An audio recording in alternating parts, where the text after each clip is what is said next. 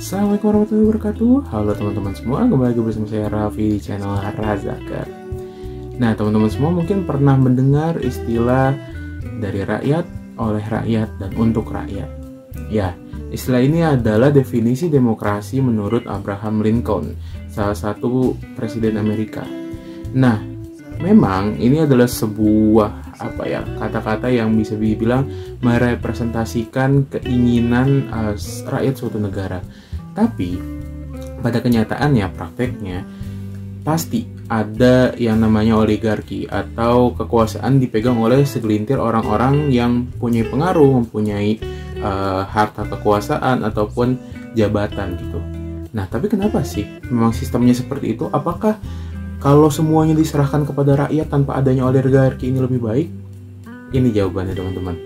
Jadi, mungkin teman-teman yang biasa bertransaksi di bursa efek, mungkin teman-teman pernah dengar istilah bandar atau money makers.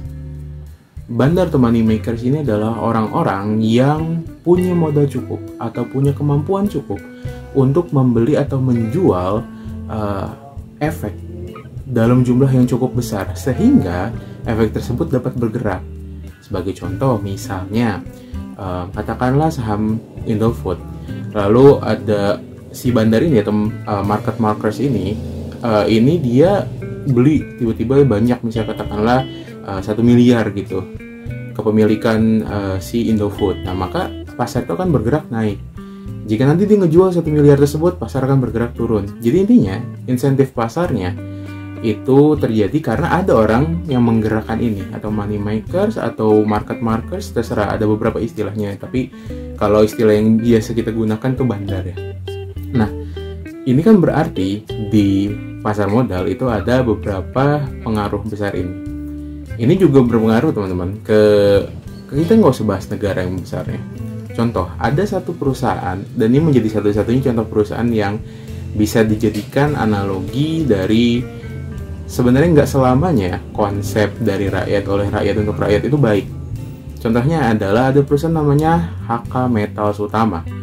Nih, HK Metals Utama ini adalah satu-satunya perusahaan di Indonesia yang 100% kepemilikan perusahaannya dimiliki oleh rakyat atau dimiliki oleh publik, teman-teman. 100%. Artinya di sini sama sekali nggak ada oligarkinya, sama sekali nggak ada komisarisnya.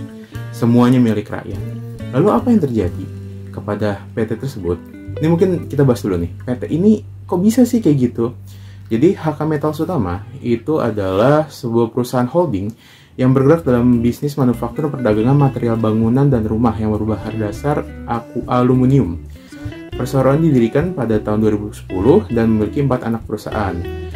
Lini produknya disebut HK Trust, salah satu anak usahanya PT Handal Aluminium Sukses, terletak di Bekasi dan merupakan satu dari distributor aluminium terbesar di Indonesia dengan kapasitas 17.000 ton per tahun.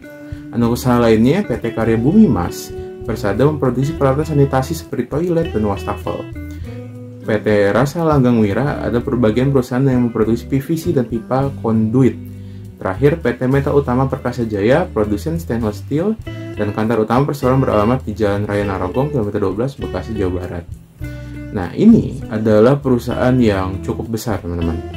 Cukup besar. Nah, lalu mereka awalnya itu IPO pada tanggal 9 Oktober 2018. Berarti sekitar 8 tahun setelah mereka berdiri, mereka itu akhirnya rilis laporan perusahaan mereka secara publik. Di sana mereka awalnya itu membuat komposisi sekitar 31% untuk publik dan sisanya dipegang oleh para pemegang saham ini, atau ya beberapa orang senang menyebutnya oligarki atau bandar atau semacamnya. Tapi intinya para pemegang kepemilikan dari perusahaan ini. Seiring berjalannya waktu, ada terus-terusan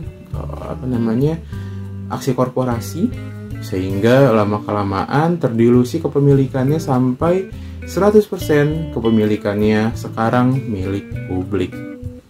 Dan akhirnya apa, teman-teman? Yang terjadi setelah 100% kepemilikan perusahaan ini menjadi milik publik, perusahaan ini akhirnya disuspend dari Bursa Efek Indonesia. Disuspend artinya karena nggak ada lagi yang bisa menggerakkan perusahaan ini di Bursa Efek. Nggak ada lagi yang punya cukup modal untuk membuat perusahaan ini bergerak maju. Ini adalah suatu efek yang tadi saya bilang di awal, konsepnya dari rakyat, oleh rakyat untuk rakyat. Modalnya dari rakyat, dari publik. Oleh siapa? Oleh rakyat. Diolahnya sama siapa? Rakyat, karena 100% kepemilikannya artinya keputusan perusahaan itu milik rakyat. Dan untuk rakyat, nah ini barang-barangnya kemana? Ke rakyat lagi. Tapi apakah kemudian perusahaan ini menjadi perusahaan yang baik? Tidak, teman-teman. Tidak. Suspend. Perusahaan ini nggak punya lagi harga dirinya di publik. Perusahaan ini hidup segan tapi mati tak mau. Itu karena apa? Karena 100% dikendalikan oleh rakyat. Analoginya gitu, teman-teman.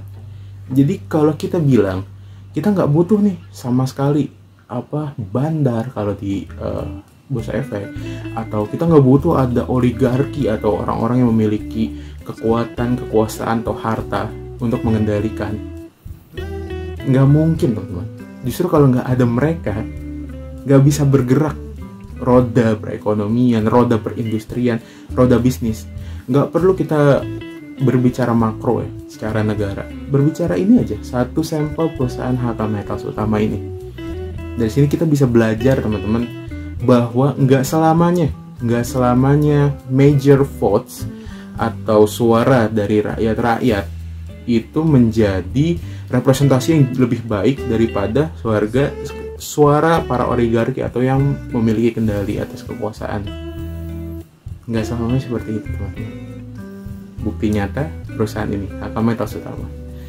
Mungkin segitu aja, teman-teman, yang ingin saya sampaikan, ingin saya share ke teman-teman semua, agar sedikit terbuka mindsetnya bahwa nggak selamanya apa-apa yang dari rakyat oleh rakyat untuk rakyat itu baik, teman-teman. Enggak. Kita butuh, teman-teman, konglomerasi itu kita butuh. Karena apa? Mereka juga yang membuka lapangan pekerjaan, mereka juga yang menggerakkan ekonomi, teman-teman. Nggak bisa, kita rakyat biasa tuh nggak bisa ngelakuin itu. Lebih tepatnya belum bisa. Ada proses menuju ke sana. Nah, itulah, teman-teman, yang ingin saya sampaikan sebenarnya, teman-teman. Terserah teman-teman mau tanggapannya apa mengenai video ini. Intinya saya ingin menyampaikan konsep pemikiran ini. Dan terima kasih telah menonton video ini. Jangan lupa likes-nya, subscribe-nya, dan share-nya. Nama saya Raffi dari Razakar. Izin untuk pamit diri. Assalamualaikum warahmatullahi wabarakatuh. Sampai jumpa.